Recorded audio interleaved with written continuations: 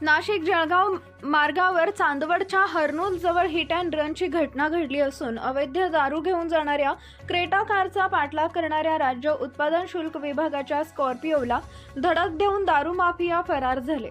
Scorpio पलटी होऊन अपघातात वाहन चालक कैलास कसबे यांचा मृत्यू झाला असून 3 कर्मचारी गंभीर जखमी झालेत। त्यात लासलगावच्या 2 पोलिसांचा समावेश आहे।